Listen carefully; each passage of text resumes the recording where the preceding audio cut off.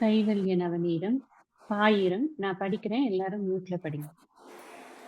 பொன்னிலம் மாதராசை பொருந்தினர் பொருந்தார் உள்ளம் தன்னிலந்தரத்தின் ஜீவ சாட்சி மாத்திரமாய் நிற்கும் எந்நிலங்களினும் மிக்க எழுநிலம் அவற்றின் மேலாம் நன்னிலம் மருவும் ஏக நாயகன் பதங்கள் போற்றி.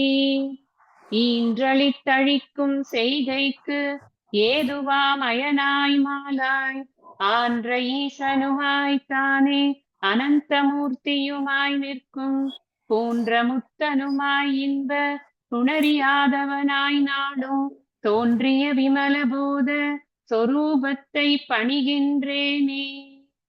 எவருடை அருளால் யானே எங்குமாம் பிரமம் என்பான் கவருடை புவனமெல்லாம் கற்பிதம் என்றறிந்து சுவரிடை வெளிபோல் யான் என் சொரூப சுபாவமானேன் அவருடை பதும பாதம் அனுதினம் பணிகின்றேனே. என்னுடை மனது புத்தி இந்திய சரீரமெல்லாம் என்னுடை அறிவினாலே இரவி முன் இமமே ஆக்கி என்னுடை நீயும் நானும் ஏகமென்றைக்கியம் செய்ய என்னுடை குருவாய் தோன்றும் ஈசனை இறைஞ்சினேனே.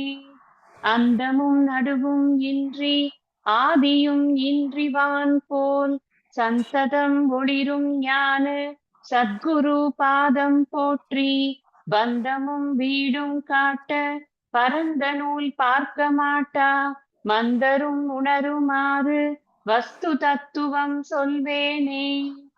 படர்ந்த வேதாந்தம் என்னும் பார்க்கடல் மொண்டு முன்னோன் குடங்களில் நிறைத்து வைத்தார் புறவர்கள் எல்லாம் காய்ச்சி கடைந்தெடுத்தளித்தேன் இந்த கைவல்ய நவநீதத்தை அடைந்தவர் விஷயமன் தின்று அலைவரோ பசியிலாரே. முக்தனை வேங்கடேச முகுந்தனை எனையாட்கொள்ளும் கத்தனை வணங்கிச் சொல்லும் கைவல்ய நவநீதத்தை தத்துவ விளக்கம் என்றும் சந்தேகம் தெளிதல் என்றும் வைத்திரு படலம் ஆக வகுத்துரை செய்கின்றேனே.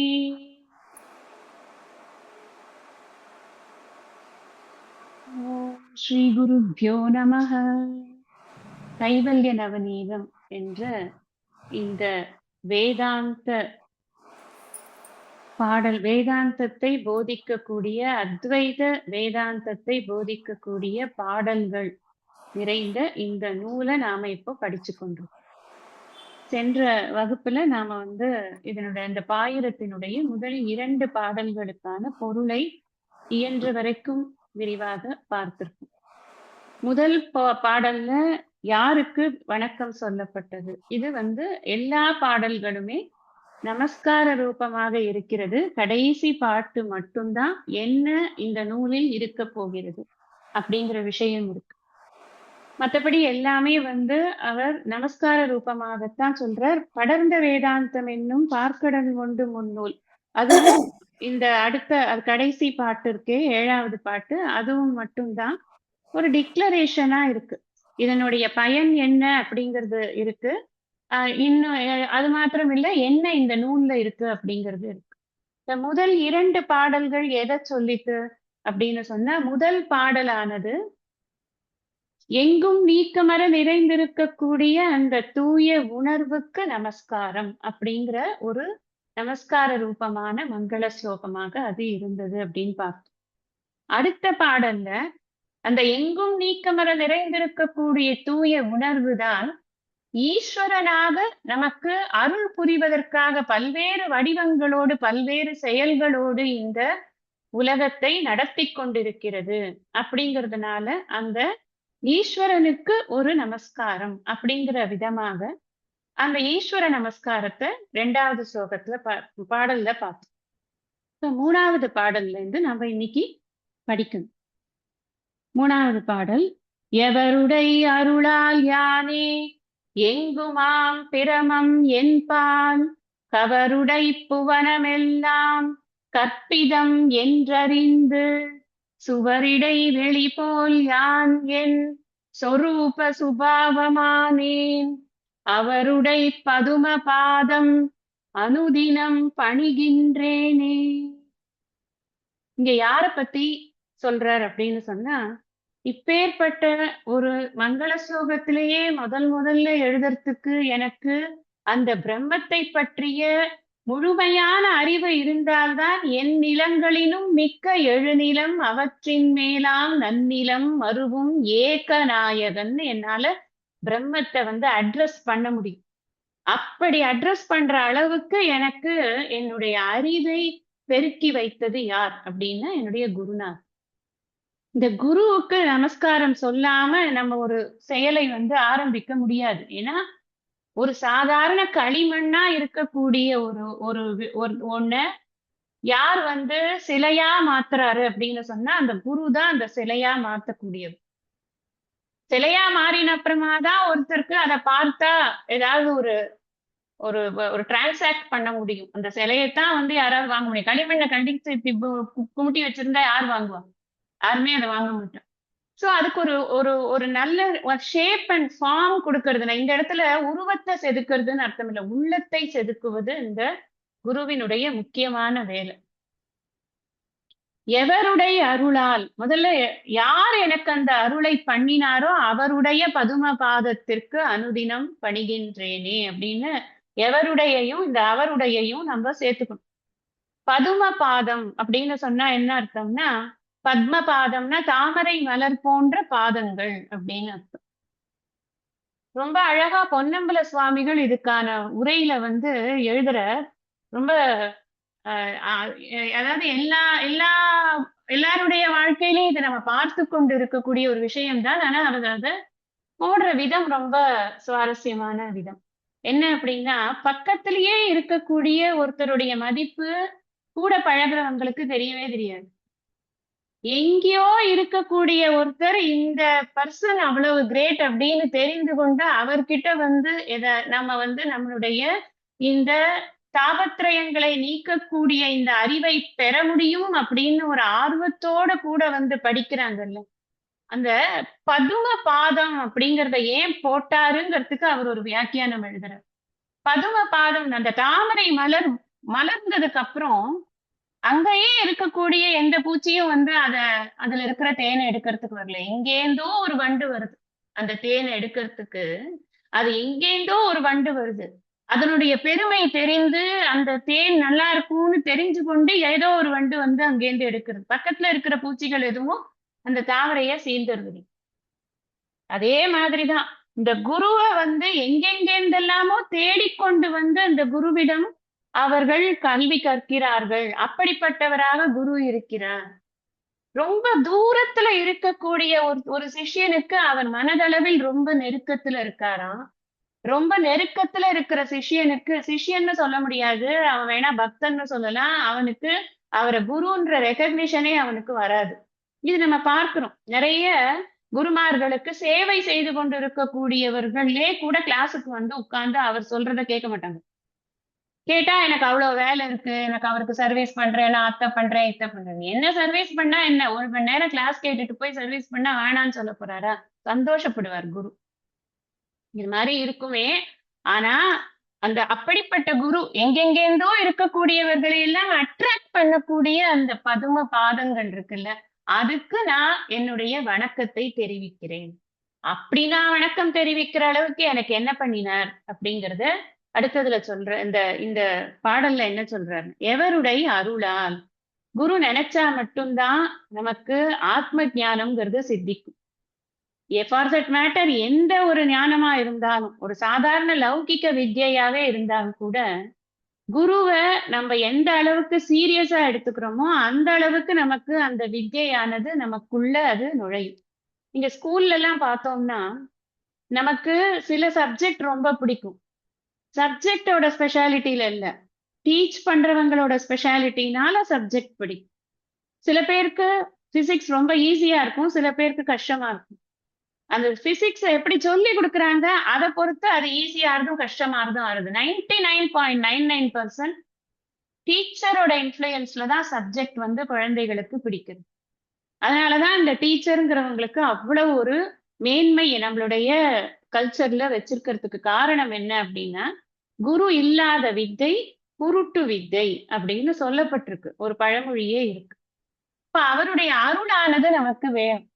குரு நினைக்கணும். குரு எப்படி நினைப்பார் அப்படின்னா, மனசுல சங்கல்பம் பண்ணிப்பார். யாரெல்லாம் படிக்கிறாங்களோ அவர்களுக்கு எல்லாருக்கும் இந்த பிரம்ம வித்தையானது மென்மேலும் அவர்களுக்கு எல்லா ஸ்ரேயஸையும் தரணும். அவர்கள் எப்பொழுதுமே இந்த ஞான நிஷ்டையிலேயே தன்னுடைய வாழ்நாள் முழுவதும் இருந்து விதேக முக்தி அடையணும் அப்படின்னு அந்த குருவானவர் சங்கல்பம் பண்ணி கொண்டுதான் ஒரு டீச்சிங்க ஆரம்பிப்பார். அதன் அப்படி ஆரம்பிக்கக்கூடிய அந்த குருவினுடைய சங்கல்பங்கிறது தான் நமக்கான அருள். ஏன்னா நம்மளோட குவாலிஃபிகேஷன் என்ன அப்படிங்கறதெல்லாம் எல்லாருக்கும் என்ட்ரன்ஸ் டெஸ்ட் வச்செல்லாம் குரு வந்து எடுக்கிறது இல்ல. சாஸ்திரம் சொல்லிடுறது சமம் தமம் உபரமா திதிக்ஷா ஸ்ரத்தா சமாதானம் எல்லாம் உனக்கு வேணும்னு சொல்லிடுறது. ஆனா இது எல்லாமே ஹி இஸ் அ சமா பர்சன், ஹி இஸ் அ தமா பர்சன் சர்டிபிகேட்டை வாங்கிட்டு வச்சிருக்கோம். எல்லாம் ஒண்ணும் இல்லை. எல்லாமே தன்னெஞ்சறிவது பொய்யற்கால போட்டு முடியாச்சு. நமக்கே தெரியும் நம்ம எந்த இடத்துல இருக்கோம் அப்படிங்கிறது. குரு டேக்ஸ் அ ரிஸ்க். என்ன ரிஸ்க் அப்படின்னு சொன்னா சொல்லுவோம். அந்த ஜீவனுக்கு பக்குவம் இருந்ததுன்னா கண்டிப்பா புரியும். இல்லைன்னா இருக்கவே இருக்கு. அடுத்த ஜென்மால நல்ல ஒரு பிறவி கிடைக்கும். அந்த பிறவியில அவன் விட்டதுல இருந்து ஆரம்பிப்பான். கிருஷ்ணரே சொல்லியிருக்கார், கேரண்டி வீண் போகாது. அந்த கேரண்டியை நம்பி குரு ஆரம்பிப்பார் சொல்றதுக்கு. பட் பேசிக் குவாலிஃபிகேஷன்ஸ பார்ப்பாங்க. கொஞ்சம் தர்மத்துல இருக்காங்களா, கொஞ்சமாவது வந்து தர்மம் ஃபாலோ பண்ணப்படுறதா, அட்லீஸ்ட் கிளாஸுக்கு அட்டென்ட் பண்ணணுங்கிற எண்ணமாவது இருக்கா, எதுவுமே இல்லைன்னா அப்புறம் எப்படி அந்த பேசிக் தர்மா கூட இல்லைன்னு வச்சுக்கோங்களேன், என்னத்தை டீச் பண்ணுவாங்க குரு?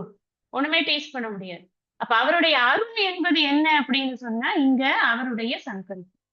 நாம இத நன்னா இவங்களுக்கு சொல்லி கொடுக்கணும் அப்படிங்கிற ஒரு சங்கல்பம் இருக்கு இல்லையா, அதுதான் அவருடைய அருள். அந்த குருவினுடைய அருளால நான் என்ன தெரிஞ்சு கொண்டேன் அப்படின்னு அவர் டிக்ளேர் பண்றார்.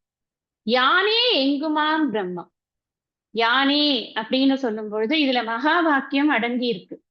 நல்லா நான் சொல்றேன், நீங்க நோட் பண்ணிக்கோங்க. அப்பதான் உங்களுக்கு அது ஐடென்டிஃபை பண்ண முடியும்.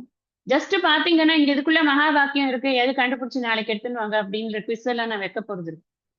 இது அது டைரக்ட் கிளாஸா இருந்தாலாவது கேட்கலாம். இதுல என்ன இருக்கு சொல்லுங்க, இந்த லைன்ல எங்க இருக்கு சொல்லுங்க.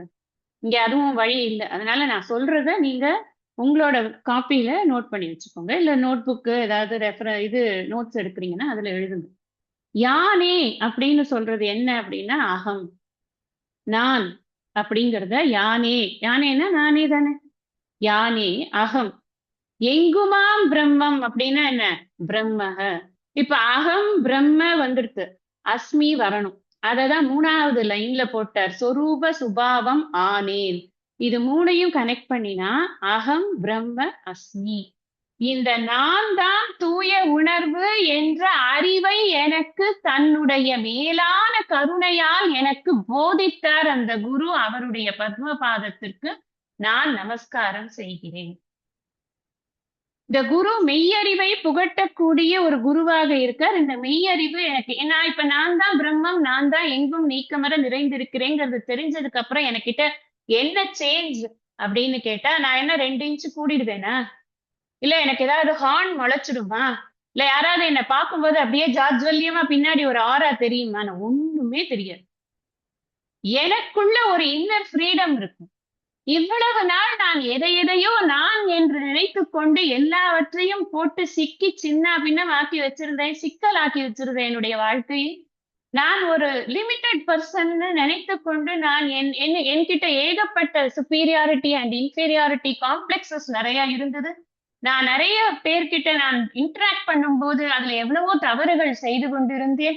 நான் அவர்களை வேறாகவும் என்னை வேறாகவும் நினைத்து இந்த உலகத்தை கண்டம் கண்டமாக தனித்தனி பொருளாக பார்த்து கொண்டு இருந்த காரணத்தினால நான் எத்தனையோ தவறான எண்ணங்களோடு இருந்தேன். வேத புத்தியில் நான் திளைத்திருந்தேன். நிறைய வேற்றுமைகளை கண்டு நான் அதிலேயே மூழ்கி இருந்தேன். வேற்றுமை என்பதே இல்லை அப்பா, ஒன்றுதான் இருக்கிறது, அந்த ஒன்று பிரம்மம், அதுதான் நீ அப்படின்னு எனக்கு என்னுடைய குருவானவர் சொல்லி கொடுத்ததுனால எனக்கு என்ன கிடைச்சதுன்னா freedom from all the limitation. என்னை எதெல்லாம் பந்தப்படுத்தி கொண்டிருந்தோ அது எல்லாத்தையும் நான் அப்படியே ஒரு ஒரு ஒரு செகண்ட்ல பட்டுன்னு போட்டு எல்லாத்தையும் உடைச்சுட்டேன் நான். அவ்வளவுதான், எல்லாம் வெளியில போயிடுது. இதுக்கு மேல எனக்கு என்ன பைண்ட் பண்றதுக்கு எதுவுமே இல்லை. நானா தர்மமா தான் நடந்துப்பேன். ஏன்னா கஷ்டப்பட்டு இந்த இந்த அறிவை பெறுவதற்கு நான் படாத பாடுபட்டிருக்கேன். ஒரு ஜென்மா இல்ல, 2 ஜென்மா இல்ல, எத்தனை கோடி ஜென்மான்னு எனக்கே தெரியாது. அநேக ஜென்ம சம்பிராப்த கர்ம பந்த விதாகினே, இப்பதான் படிச்சேன். எத்தனையோ ஜென்மாக்கள்ல நான் சேர்த்து வைத்திருந்த என்னுடைய கர்ம பந்தங்களை எல்லாம் எனக்கு நான் ஒன்றுமில்லாமல் செய்து விட்டாயே. ஹே குருவே, உனக்கு நான் நமஸ்காரம் செய்கிறேன். அறிவை கொடுத்து, இங்க வாப்பா, உங்ககிட்ட ஒரு மூட்டை இருக்கா, கர்மா இருக்கா, இந்த அறிவாளால பட்டுன்னு வெட்டு அப்படின்னு எல்லாம் அவர் ஒன்றும் பண்ணல. Nothing is done in physical form, எல்லாம் புத்தியில. இந்த புத்தியில எப்படி சொன்னாரோ அததான் அடுத்தது சொல்றேன். எங்குமாம் பிரம்மம் என்பால், நான் தான் எங்கேயும் நீக்கமர நிறைந்திருக்கக்கூடிய பிரம்ம தத்துவம் என் மீது, அந்த பிரம்ம தத்துவமான என் மீது கவருடை புவனம் எல்லாம். கவருடை அப்படின்னு சொன்னா என்ன அர்த்தம்னா, பல்வேறு கூறுகள் உடைய புவனம் அப்படின்னு இருக்கு. புவனம்னா என்னன்னு உங்களுக்கு தெரியும். புவனம்னா இந்த கிரியேஷன்ல இருக்க 14 புவனங்கள் அப்படின்லாம் சொல்றோம். மேல 7 புவனங்கள் இருக்கு, கீழே புவனம்னா லோகங்கள் அப்படின்னு அர்த்தம். சான்ஸ்கிரிட்ல இத லோகங்கள் அப்படின்னு சொல்றோம். லோகம்னா ஒரு பிளேஸ். கீழே இருக்கிற 7 என்ன?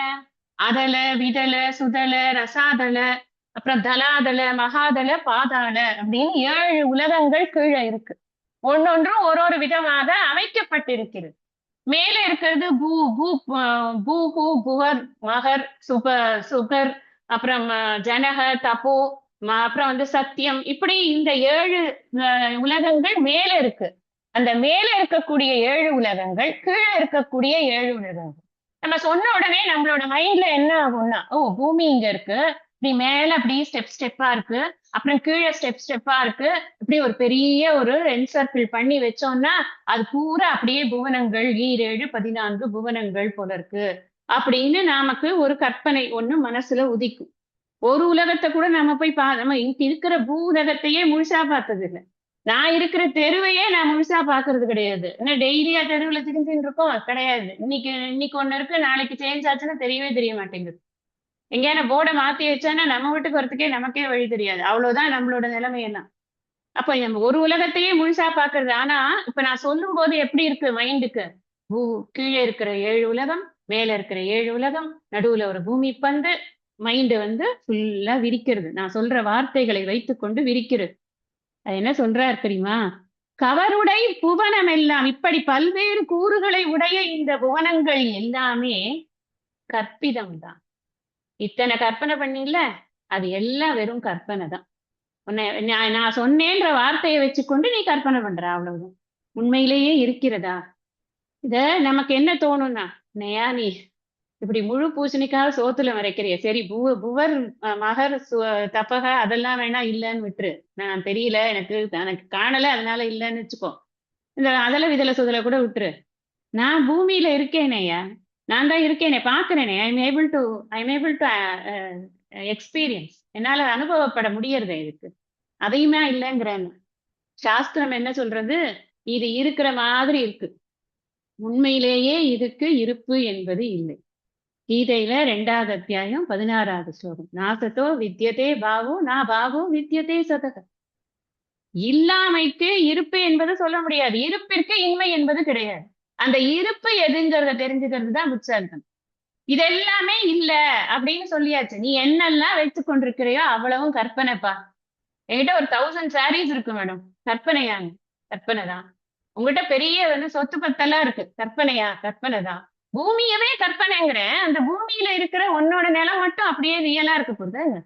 ஏன் கற்பனைன்னு சொல்றீங்க அப்படின்னா, அதுக்கான எக்ஸிஸ்டன்ஸ் வேல்யூ அவ்வளவுதான் இருக்கு. ஏன்னா அது வருது அப்புறம் போறது. அவ்யக்தாதீனி பூதானி வியக்த மத்தியானி பாரத. ஏதோ கொஞ்ச நாளைக்கு நடுவுல வியக்தமா இருக்கு, அப்படி காமிக்கிறது எல்லாமே. அப்புறம் திருப்பி அவ்யக்தம் இதெல்லாம் ஏவ தத்ரகா பரிதேவனா கேக்குறாரு. 2வது அத்தியாயத்துல 28 நினைக்கிறேன், 27. அப்ப என்ன அர்த்தம் அதுக்கு? இங்க நீ என்ன பார்த்து கொண்டிருக்கிறையோ, இந்த பார்த்து கொண்டு அனுபவித்து கொண்டிருக்கக்கூடிய அத்தனை விஷயங்களும் கற்பனை தான். என் குழந்தை, எஸ் கற்பனை தான். என் கணவன், எஸ் கற்பனை தான். என் உடம்பே கற்பனைங்கிறேன். என் உடலே கற்பனை என்னும் பொழுது இந்த உடலை சார்ந்த எதுதான் உண்மையாக இருக்க போகிறது? அவ்வளவும் கற்பனை தான். தூக்கி ஒரு கற்பனைங்கிற பாக்ஸ்ல போடு அப்படின்னு சொல்லிட்டார் குரு. அதுக்கு நிறைய இப்படி சொல்லிட்ட உடனே நீங்க ஓகே மேடம், நாங்கெல்லாம் கற்பனைன்ற பாக்ஸ்ல போட்டுறோம், தேங்க்யூ வெரி மச் மேடம், நமஸ்தேன்னு சொல்லிட்டு போயிடுவீங்களா என்ன? யோசிக்க மாட்டீங்களா? என்ன இது இப்படி சொல்லிவிட்டாங்க, ஐயோ நம்ம தினம் பார்த்துட்டு இருக்கோம், எல்லாரோடையும் பழகிட்டு இருக்கோம், எல்லாத்தையும் கற்பனை கற்பனைன்னா எப்படி அப்படின்னு யோசிப்பீங்க. அடுத்த கிளாஸுக்கு வருவீங்க. அப்புறம் எப்படிதான் நீங்க கற்பனைன்னு சொல்றீங்கன்னு நானும் தெரிஞ்சுக்கிறேன் அப்படின்னுவீங்க. அப்படி 280 பாட்டையும் படிச்சு முடிச்சதுக்கு அப்புறம் உண்மைதான், எல்லாம் கற்பனை தான். எல்லாம் இந்த பாட்டை நான் 10 வாட்டி படிப்பேன், 1000 வாட்டி படிப்பேன், எல்லாம் கற்பனை தாங்கிறத நான் கம்ப்ளீட்டா ஒத்துக்கிறேன் அப்படின்னு 280வது பாட்டு படிக்கிறச்சு நிச்சயமா சொல்லத்தான் புரியுங்க. ஆனா அது வரைக்கும் பொறுமையா சிஷ்யனும் இருக்கணும், குருவும் இருக்கணும். 2 பேரும் சேர்ந்து இந்த ஜேர்னிய அதை சக்சஸ்ஃபுல்லா அதை புரிய வைக்கிறதுக்கு இந்த குருவுக்கு என்ன வேணும்னா அருள் வேணும், பொறுமை வேணும். முக்கியம் அருளே பொறுமைதான். அந்த பொறுமையாக சொல்லி கொடுக்கிறாராம் அந்த குரு. கவருடை புவனமெல்லாம் கற்பிதம் என்று அறிந்து, அதை நான் புரிஞ்சுட்டேன். நான் புரிஞ்சதுக்கு அப்புறம் தான் இது இவ்வளவு பெரிய பாட்டெல்லாம் எழுதுறேன். அதனால என்னுடைய குரு எனக்கு அதை சொல்லி கொடுத்தாச்சுன்னு அவர் எழுதுறார். நான் பேசுறது பூரா தாண்டவராய சுவாமிகள் அவர் எழுதுறத வச்சு நான் அவர் சொல்றத மாதிரி நான் சொல்றேன். அப்படி சொல்லியாச்சு. அப்புறம் சுவரிடை வெளி, இங்க இது ரொம்ப முக்கியமான ஒரு உதாரணம். சுவாமிஜி இந்த உதாரணத்தை நிறைய தடவை கோட் பண்றார், சிலாகிக்கிறார் இந்த உதாரணத்தை. உண்மையிலேயே இது அவ்வளவு அழகான ஒரு உதாரணம். எப்படிதான் அந்த அந்த அந்த வித்யினுடைய மேன்மை, குரு மகிமா சிஷ்ய மகிமா. சுவரிடை வெளி போல் யான் என் சொரூப சுபாவம் ஆனேன். இப்போ ஒரு சுவர் இருக்குன்னு வச்சுக்கோங்களேன். இந்த சுவர்ல நீங்க வெளி அப்படின்னு சொன்னா என்ன அர்த்தம்? ஸ்பேஸ்ன்னு அர்த்தம். வெளினா ஸ்பேஸ். இப்போ ஸ்பேஸ்ல கட்டடம் இருக்கா, கட்டடத்துல ஸ்பேஸ் இருக்கா அப்படின்னு கேட்டா என்ன சொல்லுவோம் நம்ம? கட்டடத்துல ஸ்பேஸ் இருக்கு அப்படிங்கிறது, கட்டடம் ஸ்பேஸ் வரையறுக்கப்பட்ட அந்த உள்ளுக்குள்ள இருக்கிற ஸ்பேஸ், கட்டடத்துக்குள்ள இருக்கிற ஸ்பேஸ்ன்னு சொல்லுவோம் வெளி அப்படிங்கிறது. ஆனா உண்மையிலேயே எப்படி இருக்குன்னா, வெளியில தான் அந்த கட்டடமே இருக்கு. ஒரு வெற்று வெளி இருந்தாதான் அந்த கட்டடம் என்பது, அந்த வெற்று வெளியில தான் அந்த கட்டடமானது கட்டப்படுகிறது. அப்போ இந்த கட்டடம் என்பது வெளியில் தான் இருக்கிறது, வெளி கட்டடத்துக்குள்ளேயும் இருக்கிறது. இப்ப வெளின்னு நான் சொல்றது ஸ்பேஸ சொல்றேன். ஸ்பேஸ் அப்படிங்கிறது இந்த கட்டடத்துக்குள்ளேயும் இருக்கு, கட்டடத்துக்கு வெளியிலையும் இருக்கு. இப்போ அதே மாதிரி இந்த பிரம்ம தத்துவம் இருக்கே, அது உள்ளுக்குள்ளேயும் இருக்கு, எனக்குள்ளுக்குள்ளேயும் இருக்கு. நான் நான் நான் நான் எனக்கு ஒரு உணர்வு இருந்து கொண்டே இருக்குல்ல, அந்த உணர்வுக்கு ஆதாரமாக இருக்கக்கூடிய அந்த நிழல் உணர்வு இருக்கே, இந்த தூய உணர்வின் சக்தியை பெற்ற இந்த நிழல் உணர்வு இருக்கே, அது இங்க நான் நான் நான் சொல்லிக்கொண்டே இருக்குது. உண்மையில் அது நிழல் உணர்வு அல்ல, தூய உணர்வு தான் இங்கு நிழல் உணர்வாக காட்சி தருகிறதுன்னு சாஸ்திரம் சொல்றது. அந்த தூய உணர்வு இங்க மாத்திரம் இல்ல, எல்லா இடத்துலயும் இருக்கு, எல்லாருக்குள்ளயும் இருக்கு. நாய்க்குள்ள இருக்கு, பன்னிக்குள்ள இருக்கு, பூனைக்குள்ள இருக்கு, எலிக்குள்ள இருக்கு, மனுஷனுக்குள்ள இருக்கு, எல்லாத்துக்குள்ளயும்.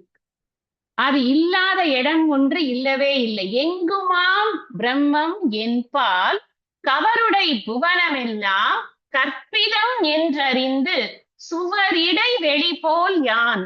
நான் இந்த உடலுக்குள்ள இருக்கக்கூடிய அந்த ஆகாச ரூபமாக ஹிருதயாகாசத்தில் இருக்கக்கூடிய அந்த உணர்வு நான் தான் அப்படிங்கிறத நான் நன்றாக புரிந்து கொண்டேன். இப்போ இது எல்லாம் எப்படி இங்கேயும் இருக்கு அங்கேயும் இருக்கு, எல்லா இடத்தையும் எப்படிப்பா இருக்கும் அது அப்படின்னு நம்ம நிறைய உதாரணங்கள் பார்க்கிறோம். இப்போ அலை இருக்கு, அப்புறம் தண்ணீர், கடல் இருக்கு, தண்ணீர் இருக்கு. நம்ம எல்லாத்தையும் காமனா இருக்கிறது என்னன்னு படிச்சிருக்கோம். அலையா இருந்தாலும் சரி, கடலா இருந்தாலும் சரி, தண்ணி நீர் குமிழியா இருந்தாலும் சரி, எதுவா இருந்தாலும் எது ஆதாரம்னு கேட்டா அந்த தண்ணீர் தான் ஆதாரம். இப்ப கயிறு இருக்கு, கயிற்றுல பாம்பு எனக்கு தெரியுது. அந்த கயிற்றுல தெரிகிற பாம்பு கயிறு முழுவதும் எனக்கு பாம்பாக தெரிகிறது. அப்ப அது ஒரு இடத்துல இருக்கு, ஒரு இடத்துல இல்லைங்கிறது இல்ல, எல்லா இடங்களிலும் நிறைந்து இருக்கிறது அப்படிங்கிற அந்த கான்செப்டை இதுல நீங்க பொருத்தி பார்க்கணும் அப்படிங்கிறத சொல்றேன். இப்போ நம்ம நல்ல ஒரு வெயில்ல கடல்ல நடந்து போறோம். கடல்ல இந்த மணல்ல நடந்து போறோம். இப்ப பளபளன்னு ஏதோ ஒண்ணு தெரியறது கீழே. கடல்ல யூசுவலா என்ன இருக்கும்? யூசுவலா சிப்பிகள் தான் இருக்கும். கிளிஞ்சல்கள் இருக்கும், சிப்பிகள் இருக்கும். நமக்கு அந்த நேரத்துல அத பார்த்தா ஏதோ ஒரு வெள்ளி துண்டு அங்க இருக்கிறது மாதிரி இருக்கு. சூரிய ஒளி பட்டு எனக்கு அது வெள்ளி துண்டு மாதிரி இருக்கு. நான் என்ன பண்றேன்? ஐ வெள்ளி அப்படின்னு உடனே ஓடுறேன் அதை எடுக்கிறதுக்கு. அங்க போய் பார்த்தா அது ஒரு சிப்பி. இந்த சிப்பியில வெள்ளி எப்படி தெரியறதுன்னா, சிப்பியோட ஒரு சைடு வெள்ளியா தெரியறது, இன்னொரு சைடு சிப்பியா தெரிஞ்சதுன்னா நான் அதை பார்த்துட்டு போயிடுவேன். சிப்பி முழுசுமே வெள்ளியா தான் தெரியறது. அது மாதிரி இந்த கற்பிதமான புவனம் முழுவதுமே எது இருக்கு அப்படின்னா இந்த பிரம்ம தத்துவம் ஒன்றுதான் இருக்கிறது. நிறைய உதாரணங்கள் சாஸ்திரத்துல சொல்லப்பட்டிருக்கு இதுக்காக. நான் இப்ப சொன்ன இந்த உதாரணங்கள் எல்லாமே இந்த பிரம்மம், இந்த அத்தியாசம், இந்த கற்பனை அப்படிங்கறத புரிந்து கொள்வதற்கு இதுலயே வரும். பின்னாடி நம்ம படிக்கதான் போறோம். அது இன்னும் நான் டீட்டெயில்டா அவரே ஒவ்வொரு பாடலா எழுதுவார். அத்தியாசம் என்றால் என்னங்கிறத பாடலா எழுதுவார். இங்க பாயிரத்துல இருக்கக்கூடிய இந்த விஷயம் புரியணுங்கிறதுக்காக இதை உங்களுக்கு சொல்றேன். அப்ப இந்த சுவர் அப்படிங்கிறது, சுவத்துல நீங்க இப்ப சுவர் இருக்குன்னு வச்சுக்கோங்களேன், வீட்டுல ஏதாவது ஒரு கிராக் இருக்குன்னு வச்சுக்கோங்க. இந்த கிராக்குக்குள்ள ஒரு ஸ்பேஸ் இருக்குமா இருக்காதா? டெஃபினெட்லி இருக்கும். இப்ப இந்த சைடு ஒரு ஸ்பேஸ் இருக்கு, அந்த சுவருக்கு அந்த சைடு ஒரு ஸ்பேஸ் இருக்கு, சுவருக்கு இடையிலையும் ஸ்பேஸ் இருக்கு. உண்டா இல்லையா? கட்டாயம் உண்டு. அதத்தான் அவர் சொல்றார், சுவரிடை வெளி போல் யான் என் சொரூப சுபாவமானேன். நாம அதை எப்படி புரிஞ்சுக்கிறது? இந்த இந்த உதாரணம் நல்லாவே புரிஞ்சிடும், எல்லாருக்குமே புரிஞ்சிடும். சுவருக்கு இந்த பக்கம் ஸ்பேஸ் இருக்கு, அந்த பக்கம் ஸ்பேஸ் இருக்கு, ஒரு இடையில இருக்கிற கிராக்லயும் ஸ்பேஸ் தான் இருக்குன்னு சொன்னா புரிஞ்சிடும்.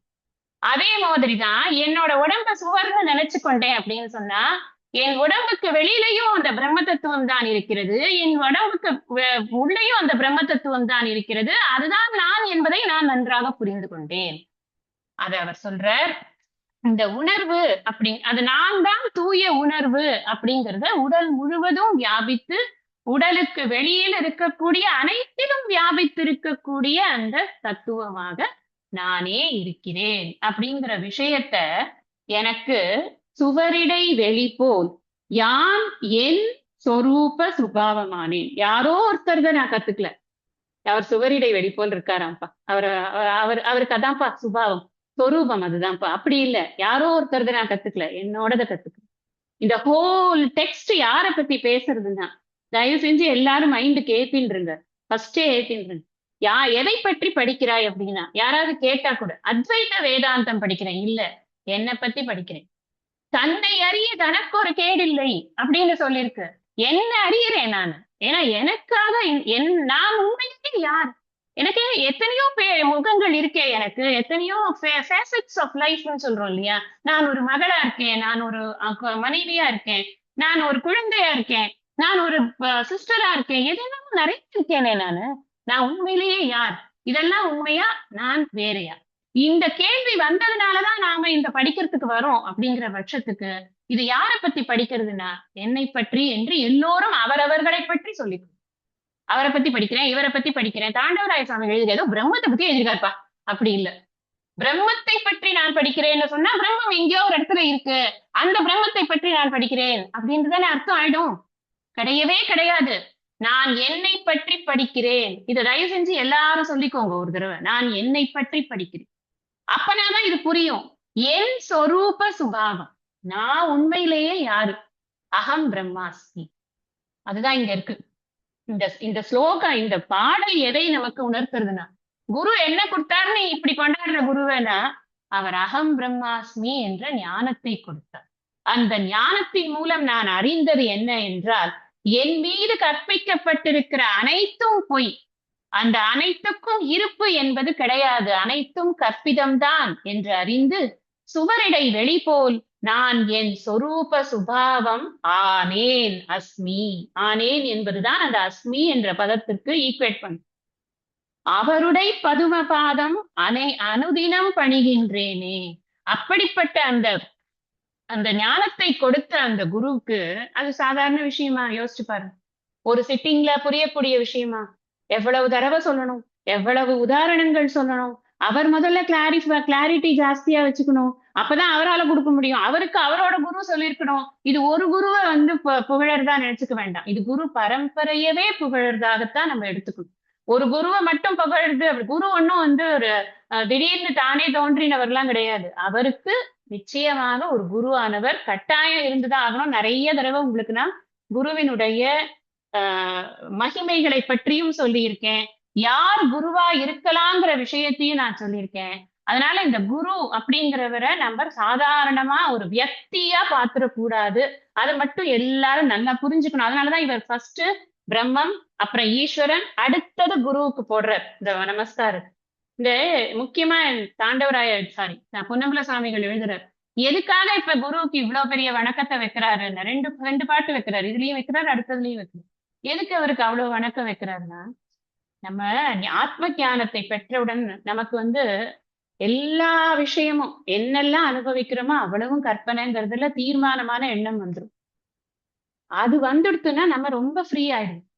இந்த ஃப்ரீடம் இருக்குல்ல, அத கொடுத்திருக்காரு அப்படிங்கறச்சே அந்த குரு கிட்ட மட்டும் செய் நன்றிக்காகவாவது அவரிடம் நாம் எப்பொழுதுமே நன்றி கடன் பட்டு இருக்கிறோம்.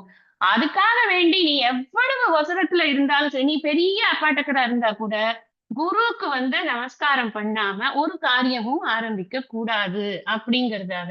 அதனால வந்து முக்கியமா இந்த இந்த ஃப்ரீடம் யார் கொடுத்தான்னா அந்த குருவினுடைய அனுகிரகத்தினால வந்து இந்த குருவுக்கு சேவை பண்றது, குருவுக்கு எப்படியாவது ஒரு வகையில இந்த நன்றி கடனை செலுத்தணும். இவரோட நன்றி கடன் செலுத்தக்கூடிய வழி என்ன? இந்த நூலை எழுதி நம்மள மாதிரி இன்னும் 400-450 வருஷம் கழிச்சு உட்கார்ந்து இந்த நூலை இப்ப நம்ம படிச்சுட்டு இருக்கோம்.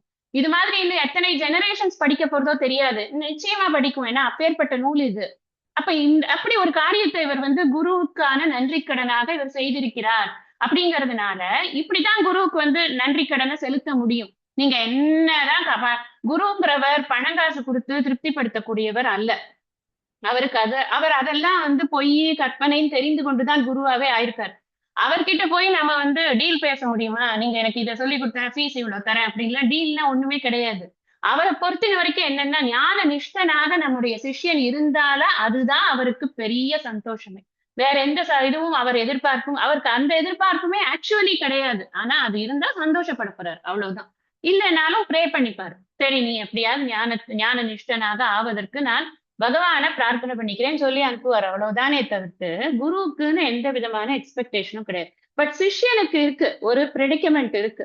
நம்ம நன்றியை செலுத்திதான் ஆகணும். அதனால இப்ப என்னன்னா, இந்த நான் பணிகின்றேன்னு சொல்றது இருக்கே, அதுதான் நன்றி.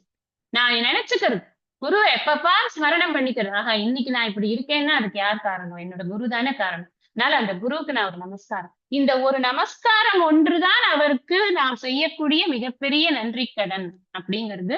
அதனால சொல்றாரு அவர் பொன்னம்பல சுவாமிகள், அது ரொம்ப முக்கியம் அப்படிங்கிறதுனால எழுதியிருக்காரு அப்படின்னு.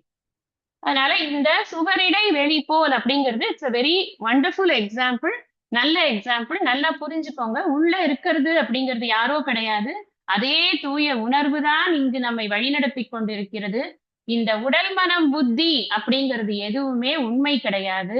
தூய உணர்வு ஒன்றே உண்மையானது, அது மாத்திரம்தான் இருக்கு அப்படிங்கறத அவர் நன்றாக அகம் பிரம்மாஸ்மின்னு நான் புரிஞ்சுட்டேன் அப்படின்னு சொல்றார். அடுத்தது பார்க்கலாம். இதுவும் வந்து குருவுக்கான ஒரு வந்தனம் தான். என்னுடைய மனது புத்தி இந்திய சரீரமெல்லாம் என்னுடைய அறிவினாலே இரவி முன் இமமே ஆக்கி என்னுடைய நீயும் நானும் ஏகமென்று ஐக்கியம் செய்ய என்னுடைய குருவாய் தோன்றும் ஈசனை இறைஞ்சினேனே. குரு வந்து நம்மள விஷயத்தை சொல்லி கொடுத்ததுக்கு அப்புறமா குருவுக்கும் சிஷ்யனுக்கும் கூட பேதம் இல்லை அப்படிங்கிற விஷயத்தை ஆழ்ந்து புரிய வைக்கிறது தான் இங்க ஒரு ஸ்பெஷாலிட்டி. அததான் சொல்ற. நான் வந்து பிரம்மன்னு தெரிந்து கொண்டேன். எந்த விதமான பேதங்களும் இல்லாத அபேத ஸ்வரூபமாக நான் இருக்கிறேன்னு நான் தெரிந்து கொண்டேன். அதுல எனக்கு எதுவும் டவுட் வந்துடக்கூடாது அப்படிங்கிறதுனால குரு எனக்கு உனக்கும் எனக்கும் கூட பேதமே கிடையாதுப்பா அப்படின்னு எனக்கு உணர்த்தினார்னு இந்த பாடல்ல அவர் நமக்கு உணர்த்துறார். என்னுடைய மனது புத்தி. மனசு அப்படிங்கிறது என்னது? சஞ்சலத்வாத் மனக. எப்போ பார்த்தாலும் சஞ்சலத்திலேயே இருக்கும். இத பண்ணலாமா? அத பண்ணலாமா? இன்னைக்கு காத்தால என்ன நாளைக்கு காத்தால என்ன சமைக்கிறது? இன்னைக்கு இந்த கிளாஸ் முடிச்ச உடனே என்ன பண்றது? அடுத்தது என்ன வேலை பார்க்கறது? நேத்து கேட்டாங்களே அத பண்ணவே இல்லையே! இப்படி மனசு வந்து முன்னாடி போகும், பின்னாடி வரும். அந்த நேரத்துல இல்லாம சஞ்சலம் பண்ணிக்கொண்டே இருக்கும். டில்லி டாலி, ஆல்வேஸ் பெண்டுலம் தான் இந்த மனசோட நேச்சரே அதுதான். புத்தி எப்படி இருக்குன்னா, நிச்சயாத்மிகா புத்திஹி அப்படின்னு நம்ம இப்போ இதுல படிச்சோம். எதுல? தத்துவ போதத்துல படிச்சோம். அந்த புத்தி அப்படிங்கிறது மனசு என்னென்னத்தையோ பலவிதமான எண்ணங்களை வந்து அது ஸ்டார்ட்டே பண்ணாம அப்படியே புத்தி கிட்ட கொடுக்குறது. புத்தி என்ன பண்றது? அதை ஸ்டார்ட் பண்ணி ஓகே இதெல்லாம் இந்த விஷயங்கள்லாம் எக்ஸிக்யூட் பண்ணலாம் அப்படின்னு புத்தி வந்து நிச்சயம் பண்ணி சில விஷயங்களை கொடுக்கறது. அப்புறமா தான் அது எக்ஸிகியூஷனுக்கு வருது. சோ என்னோட மனசு இப்படி அலைபாய்ந்து கொண்டிருக்கக்கூடிய மனதும் உறுதியாக முடிவெடுக்கக்கூடிய புத்தியும், அது மாத்திரம் இல்ல, இந்திய சரீரம் எல்லாம். சில புத்தகங்கள்ல இந்திரிய அப்படின்னு இருக்கலாம். இந்திய அப்படிங்கிறது தான் ஆக்சுவலி கிராமட்டிக்கலி கரெக்ட். ஆனா இந்திரியங்கிறத தான் இந்திய அப்படின்னு அந்த சந்தத்துக்காக வேண்டி, இந்த விருத்தத்தின் அந்த வாய்ப்பாட்டுக்காக வேண்டி எழுதியிருக்கக்கூடியது. அதனால நீங்க இந்திரிய அப்படிங்கறத புரிஞ்சுக்கிறதுக்கு வச்சுக்கோங்க. இந்தியங்கிறது பாடல்ல இருக்கக்கூடிய வார்த்தை. இந்திய அப்படின்னு சொன்னா இந்திரியங்கள். என்னோட இந்திரியங்கள், கர்மேந்திரியங்கள், ஞானேந்திரியங்கள், மெய், வாய், கண், மூக்கு, செவி, வாக்பாணி, பாதம், பாயு, உபஸ்தம் இப்படி இருக்கக்கூடிய இந்த 10 தசேந்திரியங்கள். இந்த இந்திரியங்கள் முழுவதும் என்னன்னா எல்லாம் என்னுடைய அறிவினாலே. இப்போ நான் தான் பிரம்மன், அகம் பிரம்மாஸ்மி. என்னை சுற்றி இங்கு இருக்கக்கூடிய இந்த உலகம் அனைத்தும் என் மீது செய்யப்பட்டிருக்கக்கூடிய கற்பனை தான். உண்மையில் அதற்கு இருப்பே இல்லை.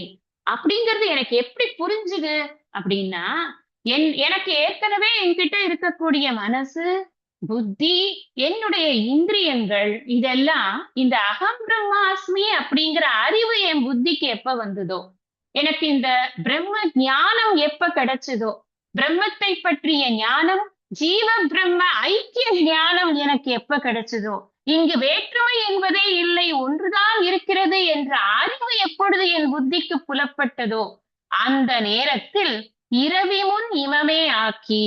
எது இரவி முன்? இரவினா சூரியன், இமம்னா பனி. சூரியனுக்கு முன்னாடி பனி இருக்குமானா இருக்காது.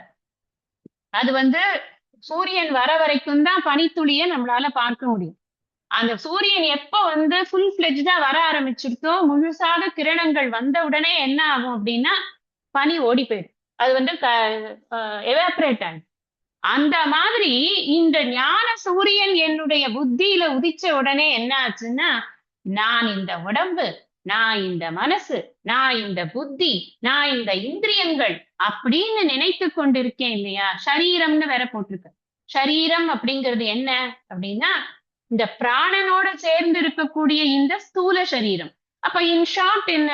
இந்த ஸ்தூல சரீரம், சூக்ஷ்ம சரீரம் தான் நானுன்னு நான் நினைச்சு ஒரு ராங் நோஷன் வச்சிருக்கேன் இல்லையா? அந்த விஷயம் எங்க இருக்கு? என் புத்தியில இருக்கு. அந்த புத்தியில இருக்கிற தவறான எண்ணம் புத்தியில் ஏற்படக்கூடிய சரியான அறிவால் எப்படி சூரியன் வந்த உடனே பனி போய்விடுகிறதோ, அது போல சரியான அறிவு வந்த உடனே தவறான அறிவு ஓடி போச்சு அப்படிங்கிற. எப்படி போச்சு அப்படிங்கிறதுக்கு அவர் நமக்கு விளக்கம் கொடுக்குறார். கதை விடாத, உன்னோட குரு சொன்ன உடனே நீ ஒத்துருவியாக்கும், அது எப்படிப்பா ஒத்துக்க முடியும் அப்படின்னு நம்ம தானே கேட்போம். நமக்கு அதுதான் வேலை. அவன் எதையுமே வந்து உடனே அக்செப்ட் பண்ண மாட்டோம். அது எப்படிப்பா சொன்ன உடனே நம்ம ஒத்துக்க முடியுமா என்ன? நம்ம கொஞ்சம் லாஜிக்கலா திங்க் பண்ண வேணாமா அப்படின்னு நினைப்போம். அதுதான் இவர் சொல்ற. அந்த அறிவு எனக்கு பிரபலமானதுன்னா ஷைனிங் பிரைட்டர். அந்த அறிவு எனக்கு நன்றாக பிரபலம், அதாவது நல்ல நிஷ்டை ஆயிடுச்சு.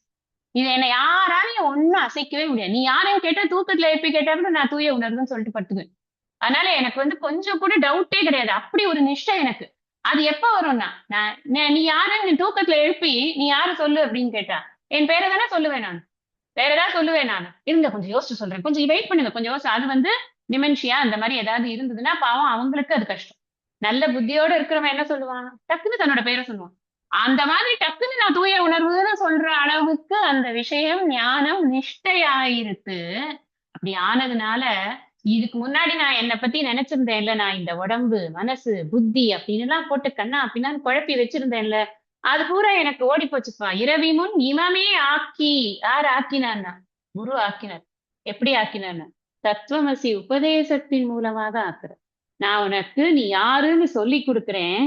நீ இந்த உடல் கிடையாது, நீ இந்த மனம் கிடையாது, நீ இந்த புத்தி கிடையாது, நீ எங்கும் நீக்கமற இருக்கின்ற தூய உணர்வே தான் அப்படிங்கிறத பல்வேறு விதத்துல அவர் சொல்லி கொடுக்கிறார். அப்படி சொல்லி கொடுக்கறதுனால எனக்கு என்ன ஆச்சுன்னா, இந்த உடம்புக்கு இருக்கக்கூடிய இம்பார்ட்டன்ஸ் போயிடுச்சு. போதும்பா, இது என்ன கொண்டாடுறதுக்கு என்ன இருக்கு? இது வெறும் ஃபிளஷ் அண்ட் பிளட், இது ஒண்ணும் இல்ல இதுல. இது வெறும் இது இப்ப இன்னைக்குதான் படிச்சோம் நீத்தல் விண்ணப்பம். இந்த உடம்புல என்ன இருக்கு? இது வெறும் ஒரு ஒரு சதை பிண்டம் இது. இது வெறும் கறி மாதிரி ஒரு இறைச்சி இது. இதெல்லாம் போய் கொண்டாடுறதுக்கு என்ன இருக்கு அப்படின்னு திட்டுறார் மாணிக்கவாசர். அது மாதிரி எனக்கு அந்த மாதிரி எண்ணம் எனக்கு பலப்படுறதுக்கு கொஞ்சம் உதவி செய்ப்பா அப்படின்னு கேக்குறாரு சிவபெருமான். அது அந்த மாதிரி பலம் ஆயிடுத்து. அப்படி ஆனதுனால என்ன ஆச்சுன்னா, இந்த உடம்பு மனசு புத்தி நமக்கு இம்பார்ட்டன்ஸ்ங்கிற அந்த இடத்துல இருந்து போயிடுது. போக்கஸ் அங்க இல்ல. போக்கஸ் பூரா நான் தூய உணர்வு, நான் பிரம்மம், அகம் பிரம்மாஸ்மி, தத்துவமசி, உணர்வுதான் நான், மற்றது அனைத்தும் கற்பனை, நான் நான் நான் மட்டுமே இங்கு நிஜமாக இருக்கிறேன், நான் நித்தியமாக இருக்கிறேன், நான் சத்தியமாக இருக்கிறேன் அப்படிங்கிற விஷயத்துல நான் ஆழ்ந்து என்னுடைய புத்தியை செலுத்தி, அந்த புத்தி பூரா அந்த அறிவுதான் பாக்கி இருக்கு. வேற எதுவும் இல்ல. எனக்கு என்னை ஈடுபடுத்த சொன்னாலும் உலகியல் விஷயங்கள்ல என்னால ஈடுபடவே முடியல. அப்படி ஆகி இருக்கக்கூடிய அந்த மனது, அதை ஆக்கினவர் யாரு அப்படின்னா குருநாதருக்கு தான். அந்த டோட்டல் கிரெடிட் அவருக்கு தான், நம்மளுக்கா ஆகாது. அவருடைய அருள் இருந்தா மட்டும், அதெல்லாம் முதல்ல சொல்லிட்டாரு, எவருடைய அருளால் அப்படின்னு. அவருடைய அருளால நான் எனக்கு இதை புரிஞ்சுக்கொண்டேன். அவர் என்ன பண்ணார் தெரியுமா? என்னை கூப்பிட்டு, என்னுடைய நீயும் நானும் ஏகம். அப்பா, நீ வேற நான் வேற இல்ல, நாம ரெண்டு பேரும் ஒண்ணுதான். இந்த ஏகம் அப்படின்னு சொன்னா, என்னுடைய நீயும் நானும் ஏகம் என்று ஐக்கியம் செய்யனா, எல்லாரும் வாங்க நம்ம will give a big hug, அப்படி கிடையாது. ஐக்கியம் என்பது இப்படி ஒன்றுபடுவது அப்படி கிடையாது. ஒன்றுதான் என்று புரிந்து கொள்வோம். இங்க ஐக்கியம் தத்துவம் அசி அப்படின்னு சொன்னா, தத்துவம் துவமும் ஒன்றுதான் என்பதை புரிந்து கொள்வதுதான் ஜீவ பிரம்ம ஐக்கிய ஞானம் அப்படிங்கிறது. அப்போ இவர் என்ன சொல்றார்? அந்த குரு என்ன சொல்லி கொடுத்தாருன்னா, நீயும் நானுமே நான் இப்ப நாம இத சொல்லி கொடுத்ததுனால, நான் பிரம்மம், என்ன கண்ணியமா வேற ஒண்ணும் இல்ல, நான் மட்டும்தான் இருக்கேன் அப்படிங்கிற விஷயத்துல நீ இதையும் சேர்த்துக்கோ. நீயும் நானும் கூட வேற வேற கிடையாது. உனக்கு ஆதாரமாக இருக்கக்கூடியது அதே தூய உணர்வு தான், எனக்கு ஆதாரமாக இருக்கக்கூடிய அதே தூய உணர்வு. அதனால நாம இருவர் அல்ல, எல்லோரும் ஒன்றுதான். இதையெல்லாம் புரிஞ்சுக்கணும். விவகாரத்துக்கு இல்ல. நம்ம எல்லாரும் ஒண்ணுதானே, நான் தூக்கி காலை மேல போட்டு உங்க முன்னாடி உட்காந்துக்கிறேனே அப்படின்னு குருட்ட உட்கார முடியுமா? Never never in our life. கற்பனை கூட பண்ணி பார்க்க முடியாது. குரு கிட்ட நம்ம நின்னுதான் பேசி ஆகணும். அவர் மேல உட்கார்ந்தா கீழேதான் உட்கார்ந்தாகணும். அவர்கிட்ட எவ்வளவு பவ்யமா இருக்கணுமோ அவ்வளவு பவ்யமா இருக்கணும். அதுக்கு எல்லாத்துக்கும் அவர் ஒர்த். அதை முதல்ல நாம புரிஞ்சுக்கணும். அப்படி இருக்கிறவர் தான் நமக்கு குருவா இருக்கார். அப்படி ஏன்னா நம்மள அவ்வளவு ஃப்ரீ ஆக்கியிருக்காரு. அவ்வளவு ஃப்ரீ ஆக்கியிருக்கிறதுனால அவருக்கு நாம என்ன, நான் முன்னாடியே சொன்ன மாதிரி பணம் காசு கிடையாது. மரியாதையும், அவரிடம் செலுத்தக்கூடிய மாறில்லாத அன்பும், அவருக்கு பணிவிடை செய்வதும், பணிந்து இருப்பதும் தான் ஒரு சிஷ்யனால உண்மையிலேயே செய்ய முடியும். வேற ஒண்ணுமே ஒரு சிஷ்யனால செய்ய முடியாது. அதனால நான் எதுக்கு சொல்ல வரேன்னா, நீயும் நானும் ஏக்கம் என்று ஐக்கியம் செய்ய அப்படின்னு சொன்னதுனால நாம எக்ஸஸா ஆக்கிடக்கூடாது. நம்ம அது ரொம்ப முக்கியம் அப்படிங்கிறதுக்காக சொன்னேன். என்னுடைய குருவாய் தோன்றும். இப்படி சொன்னவர் யார் தெரியுமா? எனக்கு குருவா வந்தவர். அந்த குரு யார் தெரியுமா? எனக்கு அந்த குரு வேற யாரும் இல்லப்பா, அது ஈஸ்வரன் தான் அந்த குருவாக வந்திருக்கிறார். என்னுடைய குருவாய் தோன்றும், தோற்றத்திற்கு வந்திருக்கக்கூடியது குரு என்ற தோற்றத்தில் வந்தவர் யாருன்னு கேட்டா அவர் ஈஸ்வரன் தான் அப்படிங்கிறது. இதுல நிறைய இன்ஃபர்மேஷன்ஸ் நமக்கு இருக்கு. குருங்கிறவரை ஒரு வியக்தியா பார்க்க கூடாது அப்படின்னு திருப்பி திருப்பி நான் சொல்லிக்கொண்டே இருக்கிறேன். குரு என்பதே ஒரு தத்துவம் தான். அந்த தத்துவமானது அந்த வியாச பீடத்தில் அமர்ந்து நமக்கு சொல்லக்கூடிய விஷயங்கள் அனைத்தும் இறை அருளால் அந்த உபாதியின் மூலமாக நமக்கு வெளிவந்து கொண்டு இருக்கிறது அப்படிங்கறத அவர் உணர்த்துறார். அப்ப அந்த ஏன் தெரியுமா இது போடுறது? ஏன் குருதான் ஈஸ்வரன் எதுக்காக நம்ம சொல்லணும்? குரு பிரம்மா, குரு விஷ்ணுகு, குரு தேவோ மகேஸ்வரக, ஸ்லோகம் எல்லாம் இருக்கு. அதெல்லாம் கரெக்டா சொல்லுவோம். குழந்தைகளுக்கெல்லாம் முதல்ல சொல்லி கொடுக்கறதே அதுதான். அதெல்லாம் ஓகே. ஆனா உண்மையிலேயே அப்படி ஃபீல் பண்றோமா அப்படின்னா, குருதான் ஈஸ்வரன் அப்படிங்கறத எதுக்காக சொல்லப்படுறது அப்படின்னு சொன்னா, குருவை ஒரு வியக்தியா ஒரு மனிதனாக நினைத்து நாம அவர்கிட்ட ஒரு சாதாரணமாக அவரை எல்லோரும் மாதிரி நினைத்து பழகக்கூடாது. அவருக்கு ஈஸ்வர அந்தஸ்து கொடுத்து அவரை நாம மரியாதையோடு நடத்தணுங்கிறது இருக்கு இல்லையா? அதனால குருதான் ஈஸ்வரன் அப்படி. இது எல்லாமே இந்த குரு சிஷ்ய உறவை நாம சரியா புரிஞ்சுக்கணும் அப்படிங்கிறதுக்காக நிறைய விஷயங்கள் இங்க சொல்லியிருக்கு. ஈசனை இறைஞ்சினேனே. இறைஞ்சினேனே அப்படின்னு சொன்னா என்ன அர்த்தம்? நான் அந்த இறைவனை அந்த குருவாக வந்திருக்கக்கூடிய அந்த ஈஸ்வரனிடம் நான் நமஸ்காரம் செய்கிறேன். எதுக்காக நமஸ்காரம் பண்றேன்? நான் எழுதக்கூடிய இந்த புத்தகமானது இன்னும் அநேக கோடி ஜனங்களுக்கு இது நன்றாக பிரயோஜனப்பட்டு எல்லோரும் அத்வைத பேரானந்தத்தில் திளைத்து இருக்கணும் அப்படிங்கிறதுக்காக நான் ஈஸ்வரன் கிட்ட எல்லா சார்பாவும் நான் இப்பவே ஒரு நமஸ்காரத்தை போட்டு வைக்கிறேன். அந்த ஈஸ்வரன் தான் எனக்கு குருவாக வந்தார். அந்த குருதான் எனக்கு ஐக்கிய ஞானத்தை கொடுத்தார். அந்த ஐக்கிய ஞானத்தால் நான் இந்த உடல் மனம் புத்தி அனைத்தும் கற்பனை என்பதை உணர்ந்து அதிலிருந்து நான் வெளிப்பட்டு நான் இந்த தூய உணர்வே நான் என்ற அறிவில் திளைத்து இருக்கிறேன் அப்படிங்கிறத இந்த 4வது ஸ்லோகத்துல அவர் சொல்றார். அப்போ இதுல எத்தனை விஷயம் சொல்றாரு பாருங்க. குரு கிட்டேந்து நமக்கு கிடைக்கிற பெனிஃபிட்ஸ் என்ன? குரு நமக்கு எப்படிப்பட்டவராக இருக்கிறார்?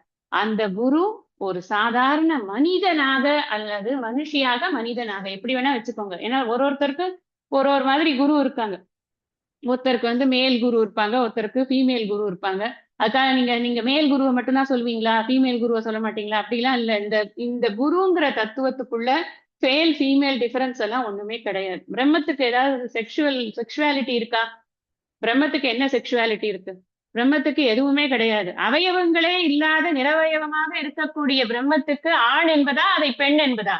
ஒண்ணுமே கிடையாது. அதுதான் நீயும் நானும் ஏக்கம் என்று ஐக்கியம் செய்யன்னு சொல்லிவிட்டாரு.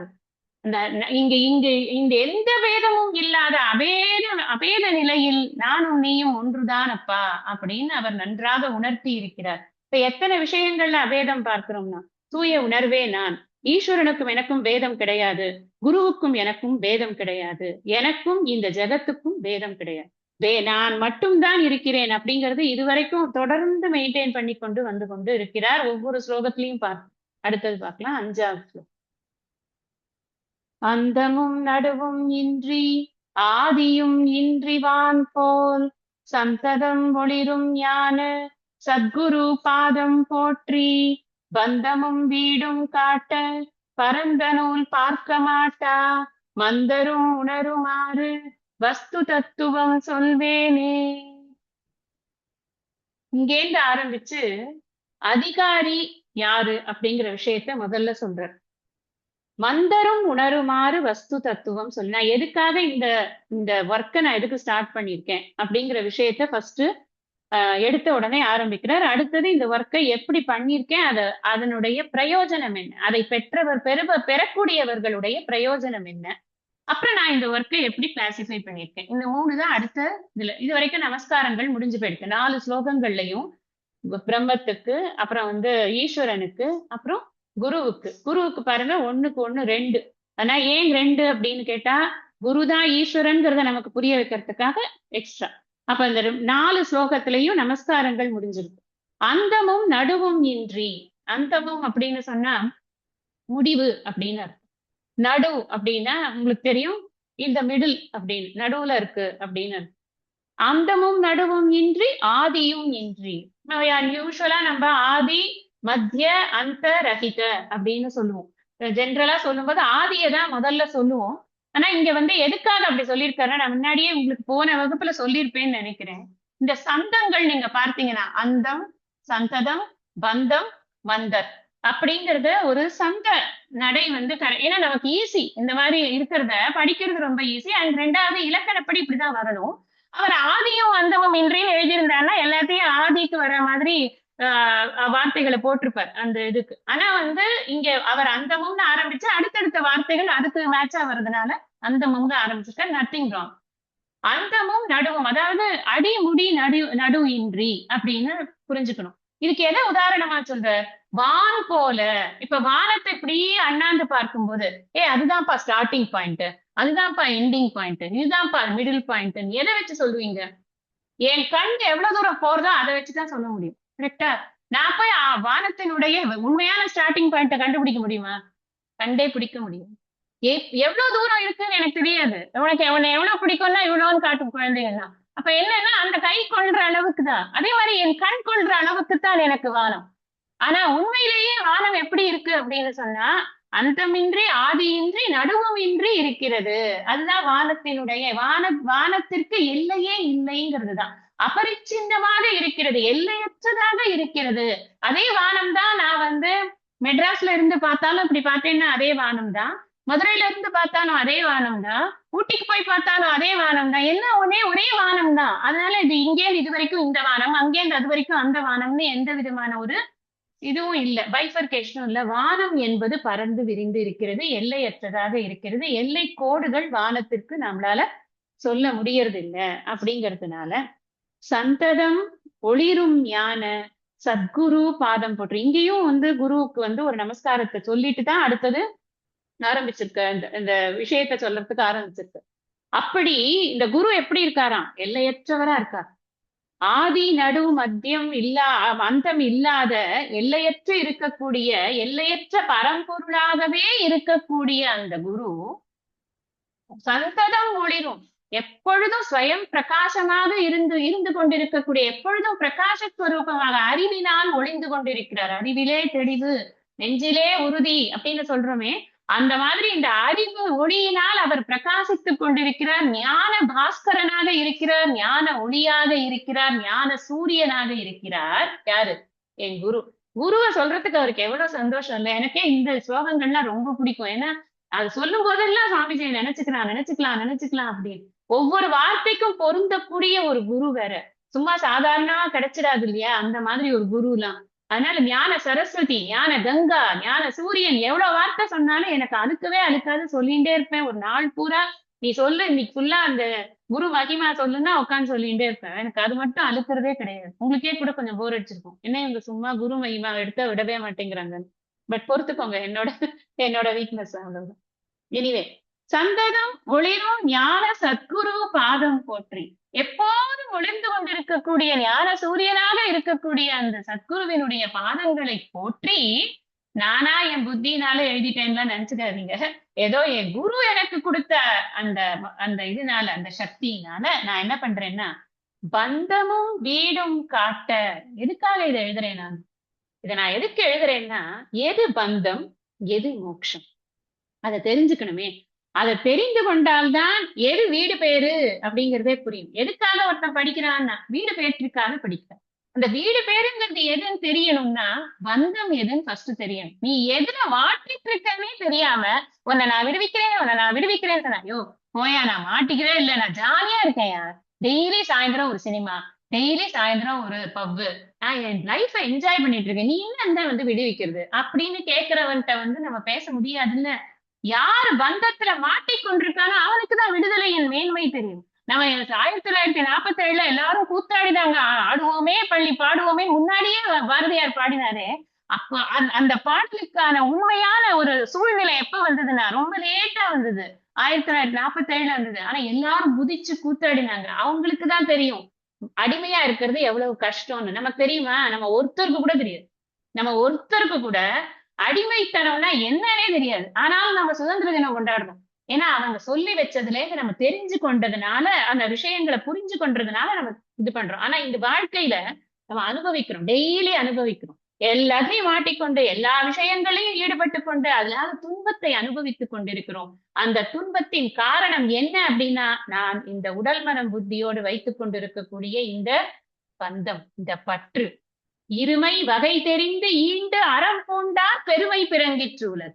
யாருக்கு இந்த இருமை தெரியறதோ அவர்களைத்தான் இந்த உலகம் கொண்டாடுகிறது. அவர்கள்தான் இதிலிருந்து விடுபட்டார்கள், அவர்கள்தான் நீத்தார்களாக இருக்கிறார்கள். அந்தணன் என்போன் அறவோன் மற்றெவ்வுயிர்க்கும் செந்தன்மை பூண்டொழுகலான். இந்த இருமை தெரியறது அவர்களுக்கு. அதனால நிறைமொழி மாந்தர் பெருமை நிலத்து மறைமொழி காட்டிவிடும். நீத்தார் பெருமை அது தெரியறது எப்போ அப்படின்னு சொன்னா, பந்தம் வீடு ரெண்டும் தெரிஞ்சாதான் தெரியும், சும்மா தெரியாது. அதனால இந்த பந்தமும் வீடும் காட்ட என்ன பண்றானா, சரிப்பா உனக்கு நான் சொல்லி கொடுக்குறேன் வா. ஒண்ணும் இல்ல. 3ஏ 3 தான். ஒரு பகவத்கீதை படிக்கணும், 10 உபநிஷத் படிக்கணும், அப்புறம் வந்து ஒரு பிரம்மசூத்திரம் படிக்கணும். இது 3 நீ படிச்சிட்டேன்னு வச்சுக்கயேன், முடிஞ்சது. உனக்கு ஃபுல்லா புரிஞ்சிரும். அப்படின்னு யாராவது சொன்னா, போயா நீ வேற. எவ்வளவு படிக்கிறது? ஒரு 2 மினிட்ஸ்ல முடிச்சிடுறேன் நான். இந்த ஒரு ஒரு பாடல முடிச்சிடலாம். எவ்வளவு படிக்கிறது நான்? இதெல்லாம் படிக்கவே முடியாது. இதுக்கு இவ்வளவு தூரம்லாம் உட்கார்ந்து யார் இவ்வளவுலாம் டைம் ஸ்பெண்ட் பண்றது? அதெல்லாம் முடியாது. எனக்கு சான்ஸ்கிரிட் தெரியாதுப்பா. நான் எப்படி படிக்கிறது? இல்ல அவங்க நல்லா சொல்லிக் கொடுக்கறதாவே இருக்கட்டும். ஆனாலும் என்னத்த உட்கார முடியாதே ஃபர்ஸ்ட். எனக்கு 1 ஹவர் உட்கார சொல்றீங்களே, அதுவும் உட்கார முடியாது. என்னால முடியலையே. எனக்கு இவ்வளவுலாம் படிக்க முடியாது. ஏன்னா நீங்க சும்மா ஒரு ஒரு ஷார்ட்ஸ்ல சொல்றீங்களா? ஒரு 1 மினிட்ல சொல்றீங்களா? ஒரு 3 மினிட்ஸ்ல சொல்றீங்களா? 10 மினிட்ஸ் வீடியோ இருந்தா கொடுங்களேன். ஐயோ 1/2 ஹவரா? அதெல்லாம் பார்க்க முடியாது. எனக்கு நிறைய வேலை இருக்கு. I'm very busy. இப்படி இருக்கக்கூடிய ஆட்களுக்கு பேரு மந்தர் அப்படிங்கிறார். மந்தர்ன்னு ஏன் சொல்றார் அப்படின்னா, இந்த உலகியல் விஷயங்கள்ல ஈடுபாடு அதிகமாக இருக்க இருக்க, இந்த அத்தியாத்ம விஷயங்களை தெரிந்து கொள்வதற்கான இன்ட்ரெஸ்ட் அவர்களுக்கு கொடுக்க முடியாம இருக்கிறதுனால, அப்படியே நம்ம கம்பல் பண்ணி கூட்டிட்டு வந்து உக்காத்தி வச்சாலும் தூங்கி தூங்கி வழிவாங்க அப்படிங்கறதுனால மந்தர், மந்த புத்தி. அந்த எந்த ஆங்கிள் அவர் பயங்கர 4 PhD பண்ணிருப்பான். அவனை கூட இவர் மந்த புத்தின்னு தான் சொல்லுவார். காரணம் என்னன்னா இந்த விஷயம் உனக்கு புரியல அவ்வளவுதான். இந்த விஷயத்துல நீ ஈடுபட முடியல. உன்னோட புத்திக்கு இந்த விஷயத்துல ஈடுபட முடியல. இந்த சயின்ஸ்க்கு நீ மந்தர். அவ்வளவுதான். நம்ம உடனே என்ன இதை படிக்காதவன் எல்லாம் முட்டாளு அப்படி சொல்ல வரல. சொல்லப்போனா அதான். ஆனாலும் நம்ம அதை சொல்ல போறது இல்லை. ஏன்னா இந்த கல்வியினுடைய மேன்மை தெரிந்து கொண்டு இதுக்கு வரணும் அப்படிங்கிறதுக்காக அப்படி எல்லாரையும் ஜென்ரலா நம்ம கிளாசிஃபை பண்றது கிடையாது. ஆனா இங்க ஏன் மந்தர்னு சொல்றேன்னா, உன்னால வெளியில இருந்து புத்தியை தூக்கின்னு வந்து இங்க போட முடியல. இங்க வந்து டைம் கொடுக்க முடியல. அதனால மந்தரும். அப்படி வந்து நான் எத்தனை எத்தனை டெக்ஸ்ட் படிக்க முடியல. அத்தனை அந்த லாங்குவேஜ் எனக்கு ரொம்ப வந்து ஏலியனா இருக்கு. எனக்கு கஷ்டமா இருக்கு. அப்படி இருக்கா உனக்கு? நீ அதனால உன்னால புரிஞ்சுக்க முடியலையா? சரி பரவாயில்ல. அவர்களும் கூட உணருமாறு வஸ்து தத்துவம் சொல்வேனே. இந்த வஸ்து அப்படின்னா பிரம்மன். இந்த வஸ்துவை பற்றி இந்த பிரம்மத்தை பற்றிய இந்த அறிவை நான் புகட்டப் போகிறேன். அந்த தத்துவத்தை பற்றி நான் இந்த நூலில் பேசப் போகிறேன். அதுதான் அவர் சொல்றார். ரொம்ப நிறைய படிச்சிருக்கணும், வேதம் வேதம் ஓதிருக்கணும், வேதாத்தியனம் பண்ணிருக்கணும், வேதாங்கம் எல்லாம் படிச்சிருக்கணும் அப்படின்னு எல்லாம் ஒண்ணும் அவசியம் இல்லப்பா. உனக்கு எதுவுமே தெரியாதுன்னா கூட நீ வா என் கிளாஸுக்கு, நான் பாத்துக்கிறேன் அப்படின்னு ஒரு கேரண்டி ஒரு குரு கொடுத்தாருன்னா நமக்கு எவ்வளவு சந்தோஷமா இருக்கும். சரி போலாமே. அவர் தான் சொல்றாரு நமக்கு என்ன உங்களுக்கு எக்ஸ்பீரியன்ஸே வேண்டாம், நீங்க வாங்க நாங்க உங்களை ட்ரெயின் பண்றோம் அப்படின்னு சொன்னா ரொம்ப சந்தோஷமா போவாங்கல்ல. அந்த என்கரேஜ்மெண்ட் அதுக்காக தான் சொல்றார். மந்தருக்கு கூட புரியுற மாதிரி. அப்படின்னா என்ன அர்த்தம்னா, எளிமையாக இந்த நூலை நான் செய்திருக்கிறேன். கடாமுடா பாஷையில நான் பண்ணல. ரொம்ப சாதாரணமான இருக்கக்கூடிய ஒரு உலகியல் விஷயங்கள்ல ஈடுபட்டு கொண்டிருக்கக்கூடியவர்களுக்கு கூட இதை படித்து புரிந்து கொண்டு உலகியல் விஷயங்கள்ல இருந்து விடுபட முடியும் அப்படிங்கறத அவர் கேரண்டி பண்றார் இந்த 5வது பாட்டு. இன்னைக்கு ஆக்சுவலா பாயிரம் முடிக்கணும்னு நினைச்சிட்டு வந்தேன். பரவாயில்ல. நம்ம மீறி இருக்கக்கூடிய பாயிர பாடல்களையும் அடுத்தடுத்து இருக்கக்கூடிய பாடல்களையும் அடுத்த சத்சங்கத்துல படிக்கலாம். இன்னைக்கு இந்த அளவுல நான் இந்த சத்சங்கத்தை நிறைவு பண்றேன். ஐயனே எனதுள்ளே நின்று அனந்த ஜென்மங்களாண்ட மெய்யனே உபதேசிக்க வெளிவந்த குருவே போற்றி. உய்யவே முக்தி நல்கும் உதவிக்கோர் உதவினாயேன் செய்யுமாறொன்றும் காணேன் திருவடி போற்றி போற்றி.